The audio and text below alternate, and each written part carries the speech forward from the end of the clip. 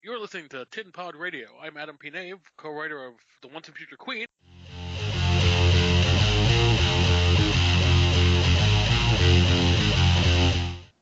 To start out things, I'm sure it's a question you've gotten 8 billion times every time you do anything. Can you tell people what is steampunk? Alrighty. Well, for the non-initiative people, steampunk is a coined term that started in the 1980s. It was written in a book, and it was kind of omissed. It later became translated to what we call the short version is Victorian science fiction. So imagine, if you will, a time in history where we were in the Victorian era, which is a historically period actual time, and throw into it a bunch of things from the future. Well, nobody ever wrote about that, and nobody imagined what we would have in the 21st century. So, in essence, through steampunk, we are reimagining what people in the Victorian era would have imagined the future to be with a little bit of knowledge. Now, we have some people in our groups that are purists, and these purists are the type of people who believe that everything has to start with Victorian or Edwardian first, and then you move and bring things into the future. And you have other people like me who believe that things that I have nowadays can be adjusted or pushed back in time to have a Victorian or Edwardian look. Therefore, I approach steampunk from the future to the past, and others approach it from the past to the future. So, in essence, Victorian science fiction and steampunk is really what you make it. And I always try to tell the young kids about that and the people who try to be steampunk snobs, because there is no written rule. So, what you do is more like when you see somebody take a laptop and give it a steampunk look, or tape something like even like a cell phone and give it a steampunk look. Right. In my case in particular, because of what I do or how I do it, I've come to find that my niche in the steampunk community is making things out of leather. And I learned how to play with leather and use it as a great building material when I was probably about 13 years old.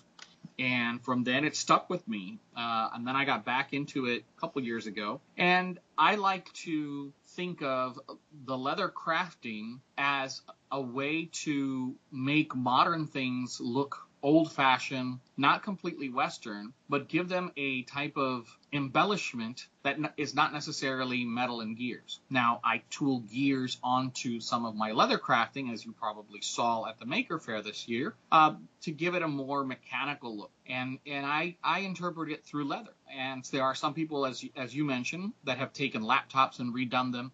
They take IBM keyboards and turn them to look like 1920s typewriters. And if you ever watch the show Warehouse 13, the computer that they had was actually done by one of the guys in California who unfortunately passed away in a car accident, I believe, about 2 years ago.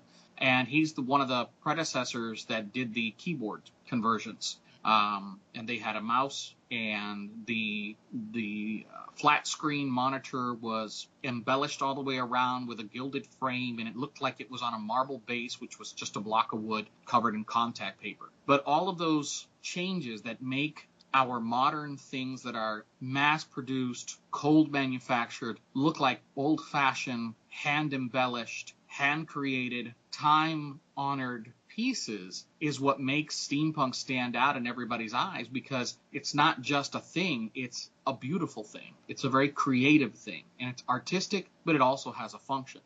Yeah, one of the things when I see steampunk, it reminds me of, even though it's not a direct overlap in description, is when people look at steampunk and misinterpret it, it's almost the way people misinterpreted it goth stuff. Because goth stuff was fashion, it was storytelling, it was dance, it was cosplay, it was everything. And steampunk does that too. There's cosplay elements, there's art elements, there's story elements.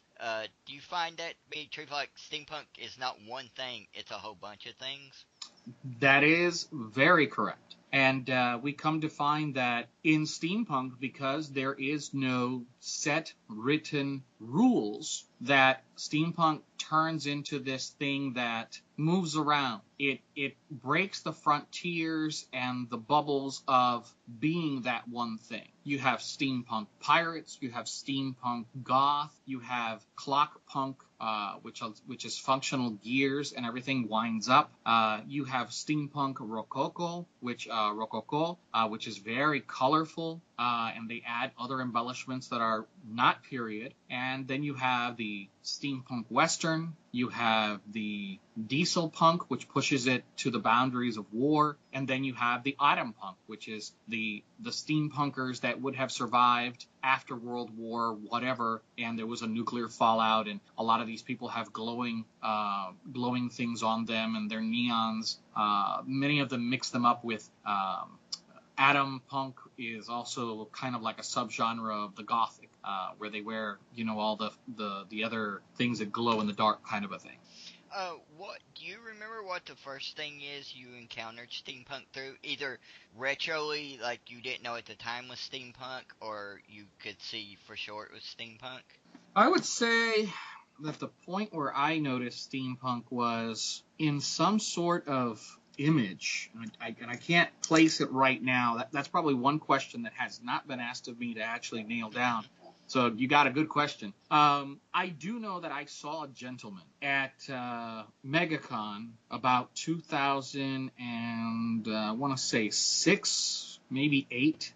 He was thin. He was as tall as I was, or maybe taller. He was with a young lady who wore an adventure-type outfit. He had a coachman's hat that he had bought from Australia. He was wearing platform shoes that looked like they were straight out of a Gothic revival. He had a lantern with him that was very interesting, and a jacket that was made of leather, and I could tell he was sweating his hiney off in it, because back then MegaCon wasn't so big. And his look, his way of whatever it was very different. And I had to stop him, take a few photos. And I asked him, what's this all about? And then he said, this is steampunk. And it caught me. And it wasn't until many months later that I was like, wait a minute, what was this guy all about? And Tim Ramsey was his name, and he became the president of the Central Florida Steampunk Association, which is our Facebook page that you can go search for. Type cfsa.us into a web browser, and it'll take you to the Facebook page of the Central Florida Steampunk Association. We've got about 3,000 members, maybe more already. And because of Tim and his wife, wonderful people, very hospitable and everything, is where I found steampunk. And after that, I kept searching and looking, and I went online, and I did the Google image search, and I did a few other things, and then I found the beauty in it. I found the art. And I studied architecture. I'm a project engineer by trade. I do plans for a living. So I thought, well, if all of this stuff came from the Victorian era, which was a very robust and detailed time period, then why can't I use my architectural background, my computer knowledge, to create my own stuff? And that's where it took off. And when I was asked, Juice, what do you do? What can you do for steampunk? I looked around and I said, well, I think I can do something made out of leather. It's a material that I know. I'm not very good with metalworking. I'm horrible with electronics. And I'm not a mechanical engineer to dominate the gear portion of it. But I can make accessories, and I can make 3D objects from flat paper because I think that way. And that's where it started, back in 2005. Yeah, I've been at it for about 5 years now, since 2012, sorry. And so in 2012 is where I opened up Brassroots Leather as a business after having made my first top hat, and the rest is rolling history. With the rise of steampunk, in a way, seeping its way into mainstream, like you see it in mainstream stores and stuff now, do you think that has been beneficial for steampunk works, such as yours and artists such as yourself, or has it been like a deterrent to it? Okay, not understanding the question a little bit.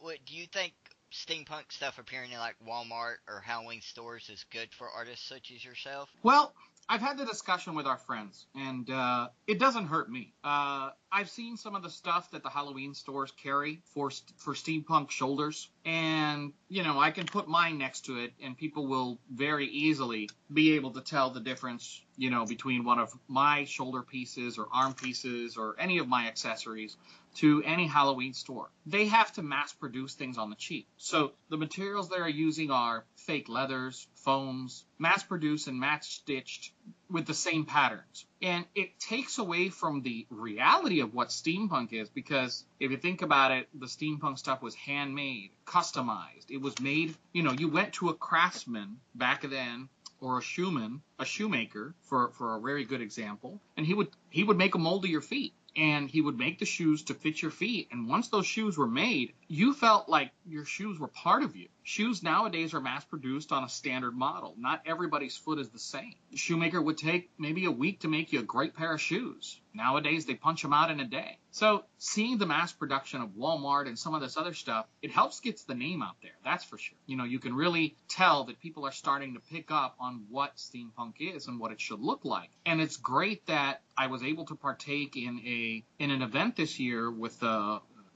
Hope and Help company. It's a charity organization, and they did this year's headdress ball. And this year's headdress ball was all about steampunk. And I was tasked to be the embodiment of steampunk, and we were the characters for their gala. And I was challenged to get as many people as I could to get into this event, because they wanted real steampunk creators to be in this. They made a mistake, because they said, get as many people as you want, and they thought that I would get maybe a dozen. When I reminded the lady that I was the vice president / second in charge for the Central Florida Steampunk Association, or one of the people who founded the members, because we really don't have a second in charge. Everybody who's second in charge is second in charge. I had over 50 people, and they started screaming and batting down the doors and saying, stop, we can't have that many people. And I had to tell people, well, I've got to, shy a few people away. If you have kids, unfortunately, we got to remind you this is for an over 21, because this is an adult thing. So there were a few families that I had to kind of kick out of the sex selectioning. I had to do the whole, American Idol type judging, and pick people from a hat, to be honest and gracious, because everybody that I picked knew what they were doing. So Walmart, Halloween stores, geek.com, to name a few. You can go on there and get goggles, and you can buy stuff. Yeah. To me, it doesn't affect me. People will still come to get real leather crafted, very heavy duty, very customized and personal artwork things. Yeah, it takes away a bit of business, but I do this as a hobby compared to other people. I have a regular job, so I don't live by this art. I wish I could, but it doesn't hurt me. It just helps to get the word out. And people like you that are genuinely interested and pushing to see and to hear what it's all about from the real makers when they see them, that's what really helps us. One of the things, like when I first started going to Maker Faire, which was probably like 4 or 5 years ago, I think, right away there was a steampunk influence there right away, and it just clicked. Like, of course there would be steampunk at a Maker Faire. Like, you would automatically, I mean, that makes just perfect sense. Why I didn't ever thought of it. I should have thought of that going through the door, that there's going to be steampunk there. Is that kind of a great marriage, like maker communities with like steampunk? Well, not only is it a great marriage, but when you also hear this part, and it also makes even more sense, that our steampunk group, again, Central Florida Steampunk Association, had the great privilege to have a great leader, and he got as many people from different sectors of life together. And unfortunately, he's not with us. I speak to him in the past. He's not dead. He just moved on to other things. Tim is still around, but he just stopped doing the steampunk thing. He got us together with a great group of folks, and one of these people was Mike Bacala, who's a professor at an institute right now. And Mike and his wife Tracy, he's a teacher and she works on some other stuff, but Mike was asking, like, how can we push steampunk further, and what could we do to maybe show other people? Because he found that, we were a great deal of folks that were trying to get together in people's houses at least once a month, doing get-togethers and what we call Tinker Nights. And he's like, well, what would you guys think of having a space that we could do all of this stuff with, like tools, like a warehouse? And we kind of looked at him and just kind of stopped and said, what are you thinking about? So he said, well, I'm part of the Maker Faire maker organization. And we all, had to stop and go, okay, you need to introduce yourself better now. And now you need to tell us what this is all about. So Mike went ahead and gave us the spiel and talked to us about it. And we found out that he was a paying member of the Maker organization. And the makers ask for $50, I think it is, a month for their membership of things they do. But they get to use maker spaces around the world. And these guys have a wonderful organization where they teach everything that you saw at the Maker Faire. That's what they teach. They teach people the necessary skills to computer code, to program, to make robotics, to race them, to do things, to tinker, to take things apart, to figure out how they work. And he was looking at us and saying, Steampunk is exactly that. So why don't you guys come out to the Maker Faire, to the Maker Space in Longwood, and we can have our Tinker Nights there. It's a public building. It's a warehouse. We have a room. We've got a whiteboard. We can do classes. And everybody lit up. And after that, it became part of our monthly schedule where we had 1 day a month a meeting at somebody's home, hosted by whoever who wanted to host it. We would have a monthly organization, very free. None of this cost anything. We don't charge anything in the CFSA. But we had a very potluck type style meetings. People got together, we talked, and then another day in the month we had Tinker Nights, open Tinker Nights, and people would bring the projects that they were working on. We tried to schedule classes for Tinker Nights at one time, so we had a sewing class taught by Dolly, and we had LED workshops. We had leather crafting taught by me, and we had a few other people who also knew leather crafts, so we started teaching as a group. We had other folks that had Victorian and historian and literature knowledge, so they shared stories, and we talked about the good, the bad, and the ugly of the Victorian times. So we started to create this maker steampunk group, and then Mike said, hey, why don't you guys join us at the Maker Faire, which was back then the Mini Maker, and it was held at the Orlando Museum of Science, the Orlando Science Museum. And we started probably back then when you saw us, and we were on the 5th floor. We were next to the dinosaurs that year. We were in the hallway. We didn't get into the dinosaur room until the next year. So we started in the hallway by the staircase with a couple of tables, some things we had made. I had a few things. My clothes were not as good as what I have now. A lot of stuff was just starting up, and we showed people what steampunk was. And just like you said, it makes sense that they're there. And it's because of Mike and the Maker organization that we decided that the Maker organization needed us and we needed them. And we have always from then on tried to be included and inclusive of any of the makers and also be part of their Maker organization and Maker Faire. This year, which is my 6th year, I think we had one of the largest Maker Fairs. Second year it was held and hosted at the Orlando Fairgrounds. This year, Delaney, who is the current president of the Central Florida Steampunk Association, she was very on board and secondhand to Ian, who is one of the organizers of the Maker Faire. She helped organize the Spirit Building so that the robotics and all the other people had their area, and all of the geekdom, fandom, cosplay, all of that stuff had one other area. So Steampunk and everybody who had anything that was close to relationship with us ended up on that side of the Spirit Building. And as you saw this year, we had what looked to be a pavilion going. And we had scenery, we had tables, we had people who had never made before got out there and made next to us. This year we had a person dedicated to the tea dueling. We had a person dedicated to just the steampunk information. We had other people who were vendors of steampunk, accessories.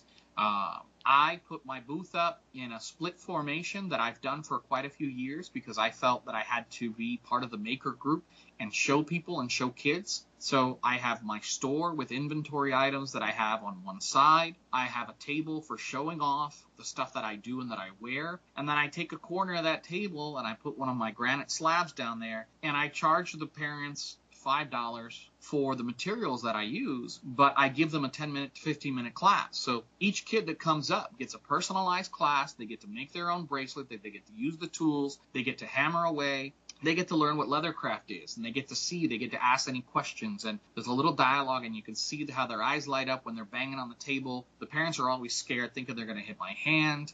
And then, a couple years back, we discovered that New Zealand, who's one of the great endeavor and creators of things steampunk, they have a whole steampunk city now. You really have to look that one up. I forgot the name of it. They created a sport. They said, we gotta do something so that steampunks have something to do besides just, sit here and look pretty.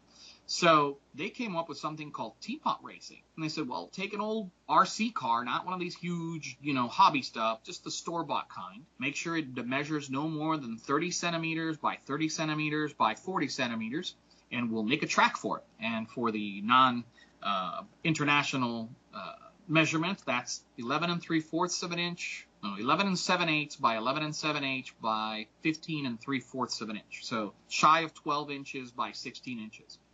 So if you have a cube that size and your car fits in it, you'll fit through the track. If your car's any bigger than that, when you're finished with it, then you're not going to fit through the track and you get points deducted. So these guys in New Zealand came up with this idea, and one of their guys had some hand sketch stuff. And about 2 or 3 years back, I got a hold of it, and again, using my ability, my knowledge, and my just spare time, I made the set of plans. And if you go to Teapot Racing Florida or Teapot Racing USA on Facebook, you can find on the files section a PDF of the splendid Teapot Racing.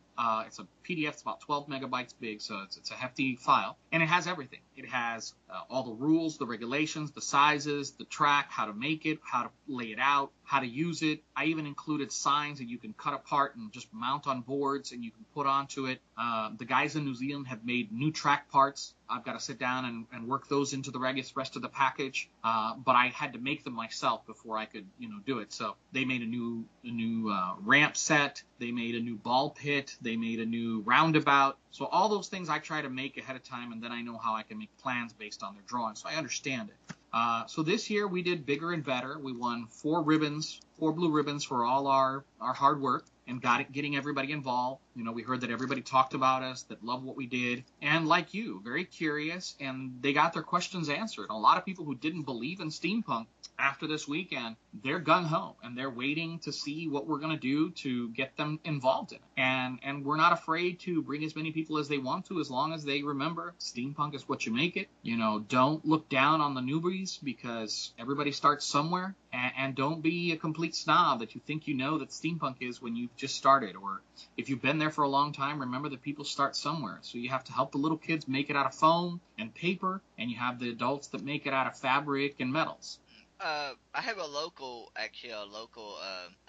maker space in Melbourne, which is where I live, and we belong to it. And one of the things I like doing is going there and talking to them, and actually we're going to work on projects together in the future.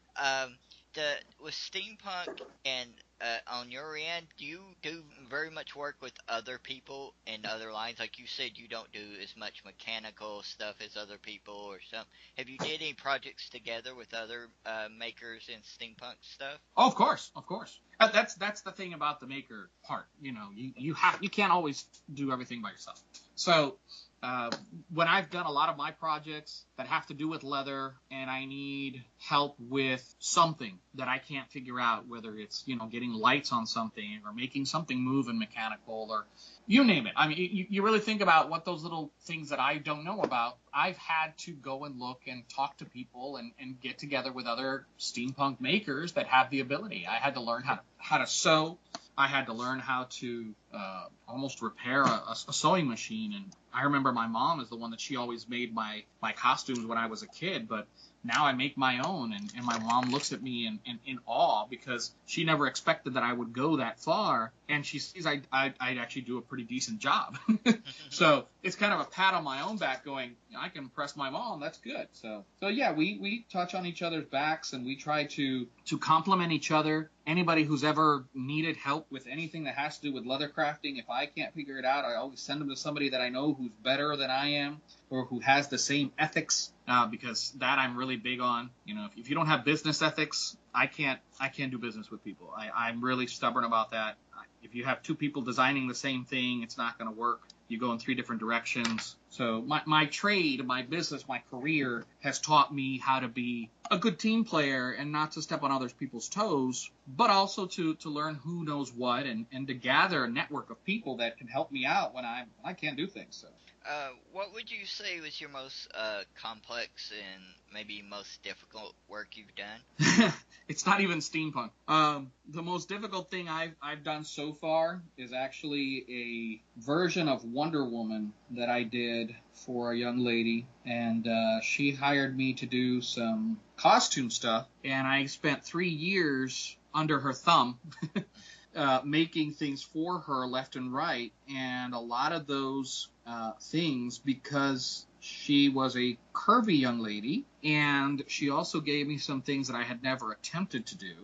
It became a really, really big challenge when it came to making corsets out of leather, making armor that I had never done. So, I thought that my place in steampunk would be making leather accessories and boxes and cases and these little types of things. Maybe make a gauntlet out of a pattern that I found here and there. But this girl pushed me, and she ended up, having 3 or 4 outfits made, and making a helmet for her was the biggest and toughest thing that I had. And I told her from day one, your helmet is going to be the bane of my existence. It's going to be my nightmare, because in order to get that done, I have to do things that I haven't done before, and I'm not ready for in certain aspects, because I was doing leather crafting. I didn't want to have to do molding and all this other types of things that didn't have to do with it. But you know what? It worked. I made it. I did it. I got it done. It looks good. Maybe not great. I could probably do better. But I got through it, and I'm grateful for all the challenges. With leatherwork, a lot of people considers it, well, some people might say old-fashioned is a bad word, but a old school and old times craft. Is there a lot to be done with it that you learn from, or is it basics from the beginning and it's just a way of doing it differently? I'd like to say that leather crafting is an old trade. It is a very almost forgotten craft, and it's also something that's very sought in certain circles because of just the need to do things a certain way in order to get them right. So, yeah, I mean, anything that I do steampunk-wise with leather is still rinse and repeat of Leather 101. You have to go back to the basics. You have to learn how to cut leather. You have to learn how to pick your leather. You have to learn how to mold leather. You have to learn how to tool leather. You have to learn armor and a bunch of other things that you would learn from any other trade that had to do with leather crafting. The difference is that you add metal finishes. You don't use a lot of the styles of tooling that you see around the world. A lot of that Western stuff, you don't see that. And it goes from there. It's all compounded on what the basics are. That I can tell you is always there. And I think for just about everything that we do with steampunk, it still goes back to the basics. You have to learn jewelry, how to mold the metal, how to bend it, how to do regular jewelry making. I have books in my library on how to do those things in order for me to do pendants and a lot of the stuff that I attach. Instead of having to buy hardware, you make the hardware. That's the other part that also gets, because then it gets costly because you have to buy the raw materials to make some of these things, because you can't just go buy them at the store. You can't walk into Michael's and buy a bunch of exactly the way that I want 2 gears. I have to make them sometimes. Do you find that you're constantly learning new techniques of doing stuff? Yes. That is something we always find ourselves exploring, new techniques, new ideas, and also old techniques. Sometimes it's like, how do we make this jewelry stuff? Because it's sometimes a lost art. So we also find ourselves figuring out how it is that they did it back then in order to do it now with modern tools and make it look like it was done back then. Because we're still trying to make it look Victorian, or Edwardian, or very handmade, but nowadays we have a bunch of power tools that can do half the stuff that they used to do and take months. Ask any woodworker if they would rather have a power lathe to turn a table leg, or would they have a pedal version that hand cranks it and they have to sand everything by hand. Any metalsmith, a blacksmith that has to make a blade, if they don't get to use the power hammer nowadays, they won't do it, because it's extremely hard to pick up that hammer for a month and pound and fold and pound and fold. Leather crafting, unfortunately, there's not a lot of modern tools except for a clicker, so that you can remake the same cut piece a bunch of times, but those clickers are expensive, and we found that if you buy a 12-ton press from Harbor Freight, and I think you add on to it kind of spring mechanism, and there's a couple of other things you need to add, for probably $150 to $200, you can make your own clicker. And this thing can punch out with a metal blade shaped in whatever it is that you want to cut. You can punch out 10 or 12 pieces instead of having to cut them by hand. And then there are sewing machines that help you sew, but these sewing machines have been around for hundreds of years. And Singer, who's a company that's made them, and Cobra, who's another company that makes them, you can buy them, but they'll cost you thousands of dollars. Leather crafting tools are not new. They've been around for a while, but it's still the way that I make it, the things that I do with it. Some of them are really, really old ways, and some of them are completely new. Making a gauntlet, so that a bracer for your arm that holds your phone and that it can pivot so that you can take pictures with it, which is one of the pieces I had on my table. It's one of those things you go, okay, that's new. Exactly. Nobody would have thought of that because that technology didn't exist.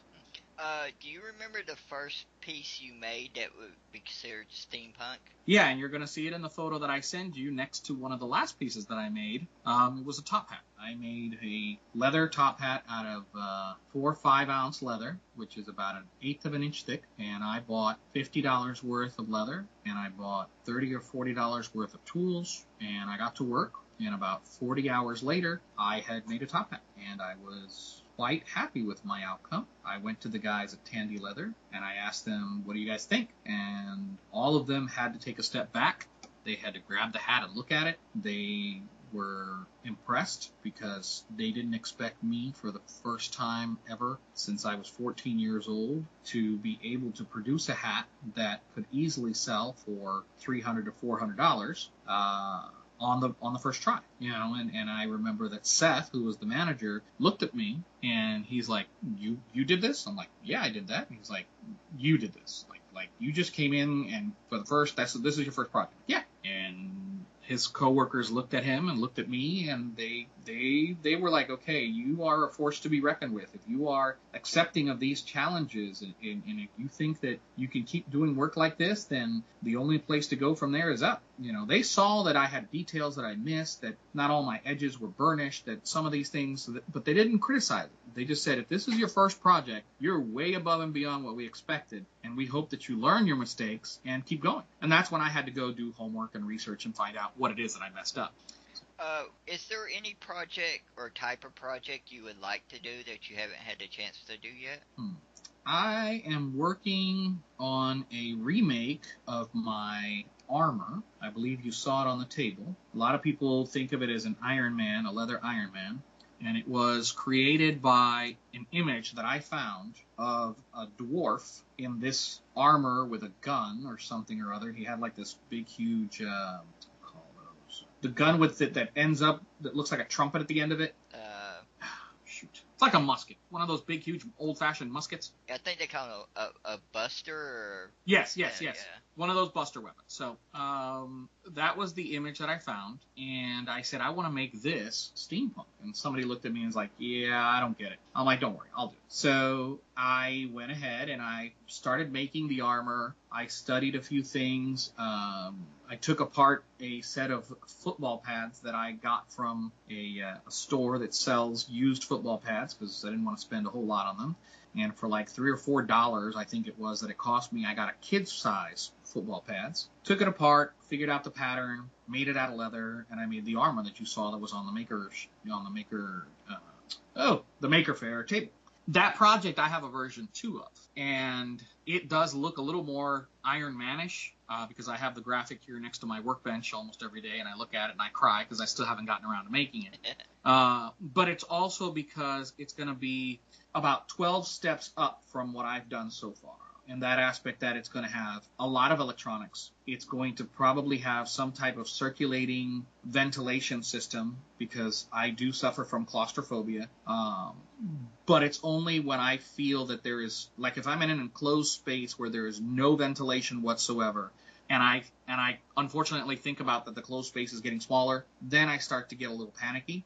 So in order to be in a fully enclosed suit, which this one will be at least from my waist up, I know that I don't want to feel like I'm boxing myself in, and I know that if I apply some airflow to it with a fan or some other stuff, that I'll be able to get over that claustrophobic feeling, and I'll be able to do it. But that also means that I've got to figure out how to get a fan into the system, how to get pipes to work so that it looks steampunk. It doesn't look like I'm putting a fan into this thing. You know, all this stuff has to be hidden. And then also make it so that it looks just as amazing or more than amazing than the one that I have now. And thank goodness that the image is good enough for me to more or less just follow and bring to reality. But it's been a while, and I really need to get onto it. Hopefully, I might be able to make it for next year's MegaCon. But it also depends on help I can get from a couple of electrical people, because the electrical part is where I'm going to be going, I need help with this. You help. I'll make the space for everything. I'll leave you to put it away, you know. And this is the space you have to work in, and you have to put all that stuff in here. You tell me if I need wires, and I'll run them, because that's physical. But any of the electronics, the charges, and how much battery I need, that I'll need them to tell me, and then I'll work it all through. So hopefully if I can do that, then I will have a suit of armor that is made of leather, that is very steampunk, that is going to be my personal character's second version, and it's going to have a Nixie clock in the back. It might have functioning bellows that will pump air through, and fans that will circulate. If I can manage to get some steam or some CO2 so that it pumps around like a cool air type of thing. Also, so I've got a lot of plans laid on this thing, but it's just I've been working on a Canadian version of Wonder Woman that I'm trying to finish now. And as we speak, I'm actually painting and trying to get it out the door this year so that I can finally get on to move to my things, because I want to do art. I would like to do some steampunk sculptures in Puerto Rican version, because I am from Puerto Rico, and I want to do Puerto Rican steampunk with some characters from back home. I just want it to be art. I don't want it to be something that I wear. And I've got the ideas set, but I need to sit down and do it. So until I get commissions out of the way, I can't move on to my own personal things, because the paying commissions means I get money and I got something to do, and it keeps paying the bills. So you described like everything from building armor for commissions to bracelets. For people who might want to ask, and they usually do, for artists I've interviewed and stuff, what type of commissions are you open for? Just like any ideas somebody might approach you with and you discuss it, or? Yeah, I do open myself up to anything that anyone throws at me. I will try to figure if it's something that I've done before and or something that I want to do, and be honest with the people and say, yeah, I'll do it. Commissions for clothing is the hard part, because like right now what I'm doing is making a leather Greek armor, and this is a one-piece corset that wraps around the body, made of leather, stitched up by hand. There's probably about 6 yards of lacing on the inside of this to stitch it all together. And I'll tell you, just putting that together in itself was almost a week and a half to 2 weeks of sewing. I had a problem, and this was miscommunication, a little bit of issues here and there, kind of a thing where I kind of said, hey, I need this from the client, and if I have this, I can work really well. If I don't have this, then I can't. And the client tried to kind of work their way around the request, and unfortunately, it wasn't until this year that they finally figured, with my help, unfortunately, how to get a life cast in my hands. It's very difficult for me to do anything out of leather if I don't have the person's measurements. But when it's body, especially like this, where women are very curvy, it's very hard to fashion anything out of leather for them if I don't have them here to work with. And since I do everything when my kids go to sleep after 9 o'clock, that means that I'm at the mercy of, can you be here for me to measure, to fit you, to do all this other stuff. So one of my requisites, requirements for working with anything is you have to provide for me a life cast. I need a mannequin that is you in my workshop that fits you if I'm going to do clothing or anything else. If it's going to be a bracer for the arm or one of those things that's a one-off piece that I can fashion easily, and I know what they are, then I can do anything I want to. But a corset, I've more or less told myself, unless they're going to provide for me a mannequin, it ain't happening again, because 2 years working on this project, trying to get it out until they finally got me what I needed. And the worst part is I had to fix that thing too, so that was an issue. I'm like, it takes up too much time that's wasted in the creation process. Plus, it also means I have to spend on materials that I don't want to have here. Like, why do I want to have a bunch of mold if I'm not going to be molding, casting things all the time? It just doesn't work for me if I'm just doing leathercraft. But it takes away from the essence of what I am to then become a prop master, and I'm not in the mood to do that because prop masters are a dime a dozen. There's 100,000 prop masters out there working with film industries. I don't need to compete with them. I don't want to. Yeah. Is there anything that you don't do that you've been asked, like just something that's maybe aggravating, too much work, just would take up too much of your time or anything like that? Well, after having made a prop with electricity and with a bunch of things, anything that has to do with prop stuff like that, I won't be doing. It took too much time out of me. The price estimate that I gave the person, unfortunately, in the end, the amount of time and materials that I ended up spending was probably 5 times that what I charged, which means that I lost, way too much time and materials on my end. And what I made for them was wonderful. They love what they have, but I always look at it and go, what I charged for it was dimes, and I could have had, $20 worth of value into that because it was time consuming. It was a lot of stuff that I had never done, a lot of materials that I had to buy that I hadn't worked before, and it also got the shop horribly dirty compared to other stuff. So every time I do one of those props, I got to tear this shop apart, clean every corner because I work in a corner of my garage, make sure that the car's not getting fiberglass dust into the motor. And if I work with any other materials, it's always a bit of an issue. I'm not going to do helmets unless it's some type of leather helmet that I need to work on that is easy to do. I'm not going to do the sculpted type because the Wonder Woman helmet is wonderful, but I ended up having to do that one out of paper and fiberglass and resin. Again, getting away from what I wanted to do with the leather. So I'll best determine when people approach me, go, okay, yeah, I can do that or not. But I try to take up as many challenges as possible because even then it's like, it's fun to do. And when I talk to people, I let them know this is a hobby. I do this at my own pace. If you want to rush me, you're going to lose. If you don't rush me, you'll see the process. You'll learn with me. You'll see how this all comes down, and you're not going to be paying probably as much as somebody else who's well established, but you're still going to get what you want. I'll still make sure that it gets done.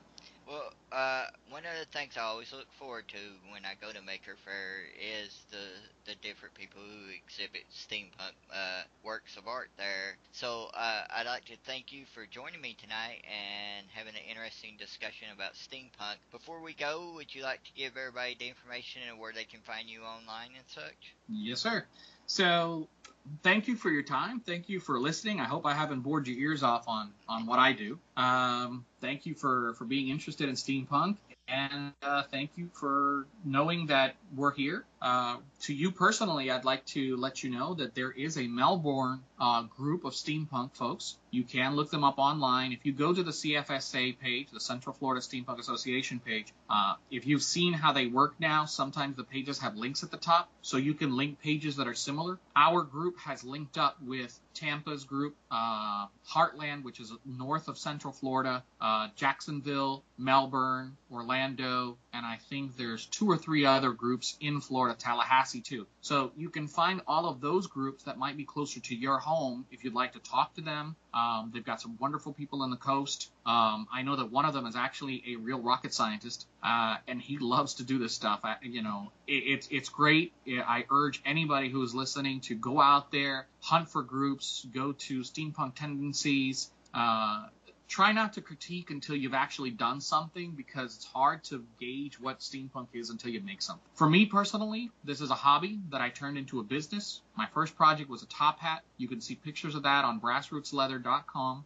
You can follow me on Twitter, and that's at Brassroots_LTHR, which is the abbreviation for leather. You can follow me at Brassroots_leather at Instagram. I try to do Snapchat stories every now and again, so under Brassroots Leather also, just hunt for that and you'll find me. You'll know you found me when you find the bowler hat goggles and the mustache icon. My logos are the same on all the social media. I try not to post too much. I try to get you all involved, and if anybody has any comments after this, please, you're more than welcome to visit the website, send me a message, contact me if you'd like to know more, or find other people, and be a maker.